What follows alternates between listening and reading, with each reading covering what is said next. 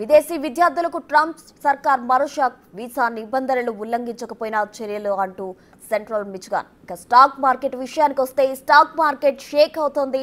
Trade war భయాలతో దేశీయ సూచీలు భారీ నష్టాల్లో ట్రేడ్ అవుతున్నాయి. సెన్సెక్స్ 2700 పాయింట్ల నష్టంలో కొనసాగుతుండగా నిఫ్టీ దాదాపు 900 పాయింట్లు కోల్పోయి 22,000 పాయింట్లకు పడిపోయింది.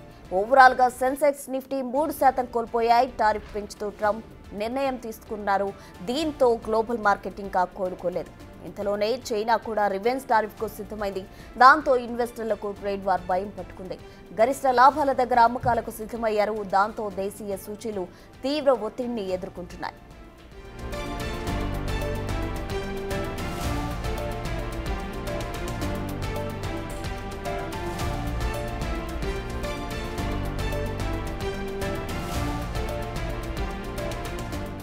ఆసియా మార్కెట్లలోనూ ఇదే ట్రెండ్ కనిపిస్తోంది. జపాన్ నిక్కీ 6% పతనం అవ్వగా Taiwan index 9.6, South Korea KOSPI 4.41, China సూచీ 6.5% కోల్పోయింది.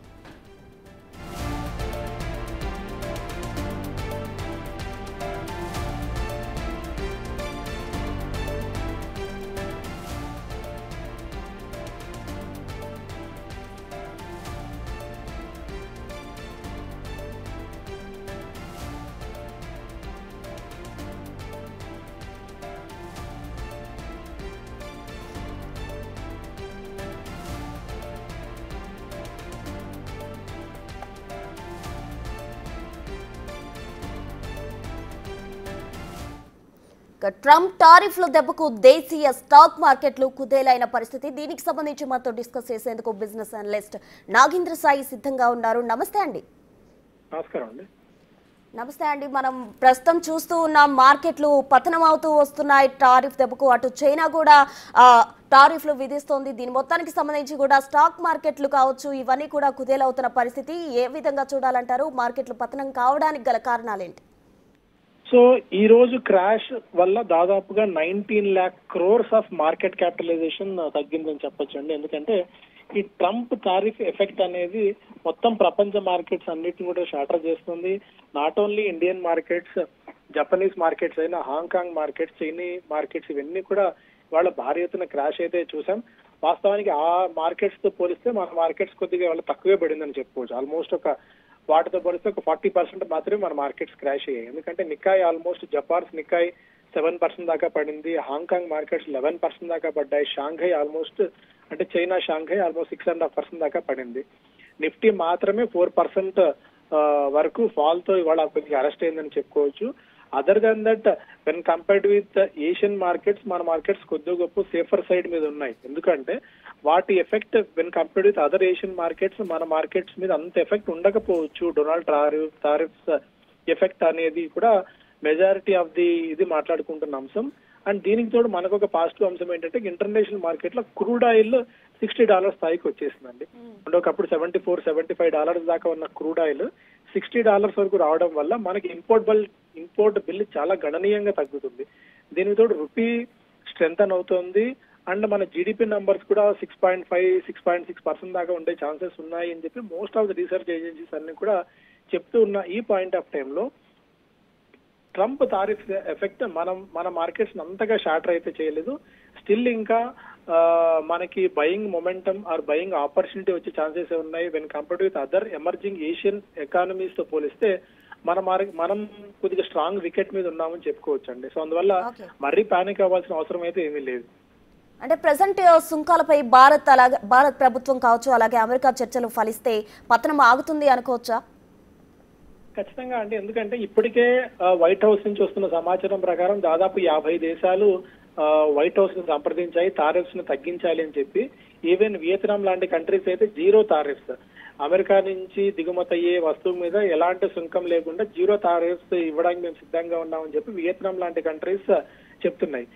వైట్ హౌస్ ఉద్దేశం ఏంటి అంటే ఎయిదర్ సరెండర్ ఆర్ సఫర్ అంటే మీరు ఏదైనా సరెండర్ అయినా అయిపోండి 0%, లేదంటే మాకు మేము విధించే సుంకాల మీద సఫర్ అయినా కాండి అని చెప్పి వైట్ హౌస్ చెప్తున్న ఈ పాయింట్ ఆఫ్ టైమ్ లో మన గవర్నమెంట్ కూడా ఒక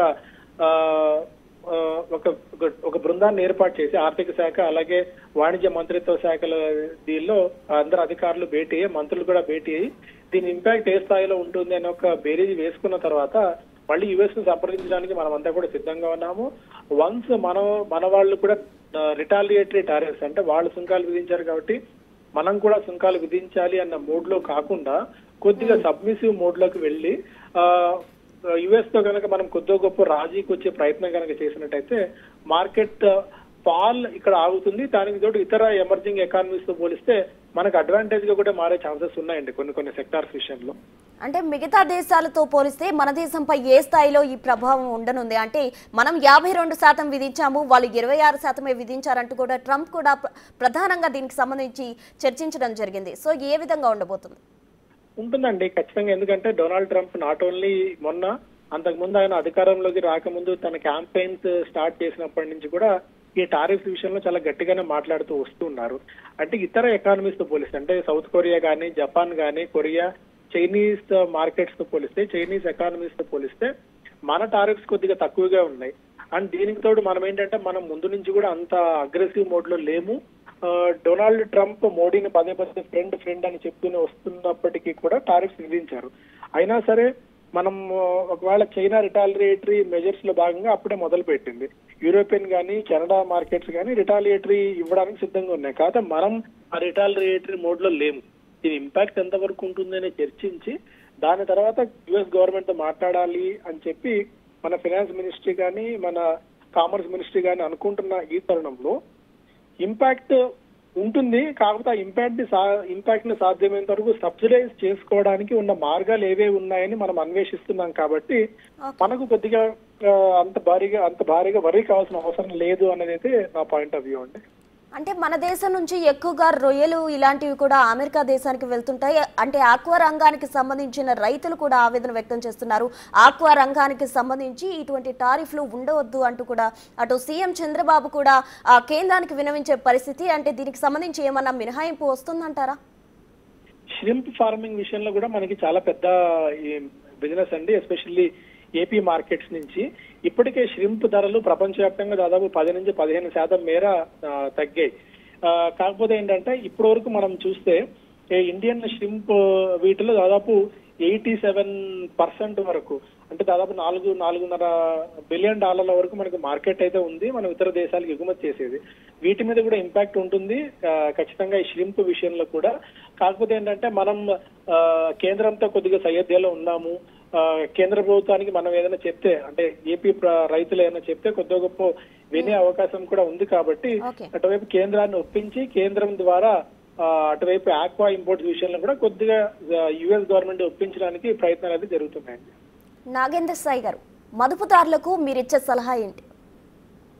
సో ఫైనల్ గా నేను చెప్పేది ఏంటంటే ఇలాంటి పానిక్ మోడ్ అంటే ఇలాంటి బ్లాక్ స్వాన్ ఈవెంట్స్ మార్కెట్స్ కి కొత్త ఏమీ కాదు. గతంలో కూడా అనేక ఈవెంట్స్ ని మార్కెట్ ఎదుర్కొంది. సో దీంతో పానిక్ అయిపోయి అసలు మార్కెట్ నుంచి ఎగ్జిట్ అయిపోవాల్సిన అవసరం ఎంత మాత్రం కూడా లేదు. దీన్ని ఒక మంచి ఆపర్చునిటీగా తీసుకోండి. ఒకవేళ మీరు 1 lakh రూపీస్ ఇన్వెస్ట్ చేయాలి అని అనుకుంటే at least 10 to 15% of the amount ఇప్పుడు ఇన్వెస్ట్ చేయండి, అమౌంట్ కమిట్ చేయండి. లాంగ్ టర్మ్ ఆలోచనతో మాత్రమే ఉండండి. దట్ లార్జ్ క్యాప్ స్టాక్స్ వైపే ఉండండి. ఎస్పెషల్లీ బ్యాంకింగ్ కానీ, హెల్త్ కేర్ కానీ, and infrastructure related NBFCs, domestic theme అంటే అమెరికాతో సంబంధం లేకుండా దేశీయంగా వినియోగం అయ్యే వస్తువులు, దేశీయంగా ఉన్న మార్కెట్ ఏవైతే ఉంటుందో అలాంటి సెక్టార్స్ ని, అలాంటి స్టాక్స్ ని ఐడెంటిఫై చేసి మనం ఇన్వెస్ట్ చేసుకున్నట్టయితే ఇలాంటి ఎక్స్టర్నల్ ప్రెజర్ ఏదైనా వచ్చినా, ఎక్స్టర్నల్ ఇంపాక్ట్ ఏదైనా వచ్చినా కూడా ఆ సెక్టార్స్ మీద తక్కువగా ఉంటుంది. కాబట్టి లాంగ్ టర్మ్ ఆలోచనలో ఉండి Indian domestic are Indian consumption themes patterns ని ఫాలో అయ్యే కంపెనీస్ ని కనుక మనం ఐడెంటిఫై చేసినట్టయితే మనకు మంచి గెయిన్స్ ఉండే ఛాన్సెస్ ఉన్నాయండి. So no need to panic, just stay invested and మంచి స్టాక్స్ లో, మంచి సెక్టార్స్ లో ఉండాలని చెప్తాను. సో మీరు ఇప్పుడు నో నీడ్ టు పానిక్ అన్నారు. అంటే కొత్తగా స్టాక్ మార్కెట్ లోకి రావాలనే వాళ్ళు ఇప్పుడు ప్రవేశించవచ్చు అంటారా? సో మార్కెట్స్ లోకి ఇప్పుడు కొత్తగా ఎవరు రావట్లేదండి, ఎందుకంటే మనం రీసెంట్ డేటా చూస్తున్నా కూడా, డిమాట్ అకౌంట్స్ డేటా చూస్తున్నా, ఆర్ఎల్స్ కొత్తగా మనకి మార్కెట్స్ లోకి సిప్ ద్వారా ఎంటర్ అయ్యే వాళ్ళు డేటా చూస్తున్నా కొద్దిగా తగ్గింది లాస్ట్ ఒక 5-6 మంత్స్ నుంచి. ఎందుకంటే లాస్ట్ ఒక 5-6 మంత్స్ నుంచి ఈ మార్కెట్ వీక్ గా ఉండడం, దానికి తోడు ఫారిన్ పోర్ట్ఫోలియో ఇన్వెస్టర్స్ మన మార్కెట్స్ నుంచి వైదొలుగుతూ ఉండడం వల్ల కొద్దిగా లాస్ట్ ఒక 5-6 మంత్స్ నుంచి అయితే మార్కెట్స్ లో అంత గొప్ప పాజిటివ్ ట్రెండ్ అయితే ఏం లేదు.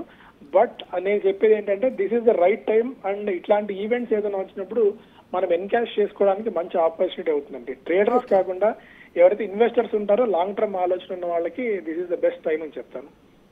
నాగేంద్ర సాయి గారు, ఒక విషయం చెప్పండి. చాలా మంది కూడా స్కీమ్స్ లాగా ఈ విధంగా పే చేస్తూ ఉంటారు, అంటే బంగారంలో ఇన్వెస్ట్మెంట్ పెడుతూ ఉంటారు. బంగారంలో ఎవరైతే పెట్టుబడులు పెడుతున్నారో ప్రెసెంట్ సిచ్యువేషన్స్ వాళ్ళకి అనుకూలమే అంటారా? సో గోల్డ్ కూడా అండి, ఇలాంటి పానిక్ టైమ్స్ లో గోల్డ్ కూడా పెరిగే ఛాన్సెస్ మనకి ఎక్కువగా ఉంటాయి. కాకపోతే ఏంటంటే గోల్డ్ ఇంటర్నేషనల్ మార్కెట్ లో ట్రాయ్ ఔన్స్ గోల్డ్ $2,600 నుంచి $3,150 వరకు వెరీ షార్ట్ టైమ్ లో పెరిగింది. సో దానివల్ల ఇంటర్నేషనల్ మార్కెట్ లో గోల్డ్ ధరలు కొద్దిగా ఇప్పుడు తగ్గుతున్నాయి, ఎందుకంటే బాగా పెరిగిన తర్వాత కొద్దిగా ప్రాఫిట్ బుకింగ్ జరుగుతుంది గోల్డ్ లో కూడా.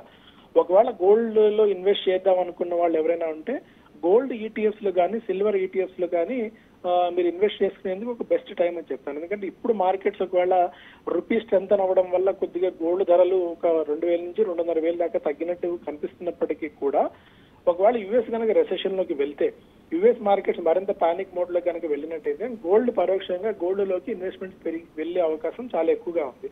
అందువల్ల మీ అమౌంట్ ను కొద్దిగా గొప్ప, అంటే మీరు ₹100 ఇన్వెస్ట్ చేస్తున్నారంటే అందులో 5-10% గోల్డ్ లో ఇన్వెస్ట్ చేసుకోండి, సిల్వర్ లో ఇన్వెస్ట్ చేసుకోండి. తప్ప లాంగ్ టర్మ్ ఆలోచన ఉన్నప్పుడు మాత్రం ఇన్వెస్ట్ చేసుకుంటే మీకు గోల్డ్ కూడా డీసెంట్ రిటర్న్స్ ఇచ్చే ఛాన్సెస్ ఉన్నాయండి. ఎందుకంటే లాస్ట్ 2 years డేటా చూస్తే గోల్డ్ ఆల్మోస్ట్ ఒక 15-18% దాకా రిటర్న్స్ ఇచ్చింది లాస్ట్ 2 years లో. సో అందువల్ల గోల్డ్ ఇన్వెస్ట్మెంట్ ఆప్షన్ కూడా మనం కన్సిడర్ చేసుకోవచ్చు లాంగ్ టర్మ్ ఆలోచన ఉంటే. నాగేంద్ర సాయి గారు, ఇప్పుడు ప్రజెంట్ మనం చూసుకున్నట్లయితే మొత్తంగా సెన్సెక్స్ కూడా 3,000కు పైగా అది నష్టపోయింది, అటు నిఫ్టీ కూడా నష్టపోయింది. ఇప్పుడు ప్రజెంట్ భారత్ సిచ్యువేషన్ ఎలా ఉండబోతుంది?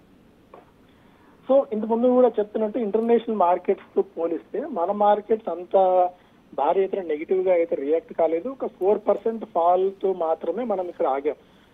జపాన్ లాంటి ఇండెక్స్ ఏంటంటే మార్కెట్స్ ని ట్రేడింగ్ కూడా హాల్ట్ చేశారు. అంటే 5% అబోవ్ గనక పడితే మార్కెట్స్ లో కొద్దిగా 15 minutes పాటు ట్రేడింగ్ నిలిపివేస్తారు. బట్ అలాంటి సిచ్యువేషన్ ఇంకా మన దగ్గర ఈ రోజు అయితే రాలేదు. ఇంత ముందు నుంచి కూడా చెప్తున్నట్టు మనకు నెగిటివ్ ఫ్యాక్టర్స్ ఉన్నాయి, కాకపోతే మరీ అంత నెగిటివ్ ఫ్యాక్టర్స్ లేవు కాబట్టి మన మార్కెట్స్ అంత నెగిటివ్ గా అయితే రియాక్ట్ కాలేదు. యాక్చువల్గా లాస్ట్ వీక్ అంటే April 2వ తారీఖున టారిఫ్స్ అనౌన్స్ చేసినప్పుడు మన మార్కెట్స్ కానీ చైనీస్ మార్కెట్స్ కానీ పెద్దగా రియాక్ట్ కాలేదు. ఇప్పుడు మన మార్కెట్స్ పడడానికి రీజన్ ఏంటి అంటే లాస్ట్ 2-3 days నుంచి అమెరికన్ మార్కెట్స్ పడుతున్నాయి. అంటే ఈ టారిఫ్స్ విధించడం వల్ల ఇతర దేశాలకి వచ్చే నెగిటివ్ కంటే స్వయంగా అమెరికాకు వచ్చే నెగిటివ్ ఎక్కువ ఉంది. అంటే దీన్ని సెల్ఫ్ డిస్ట్రక్షన్ అంటారు, అంటే తనను తాను డిస్ట్రక్ట్ చేసుకునే మోడ్ ఇది.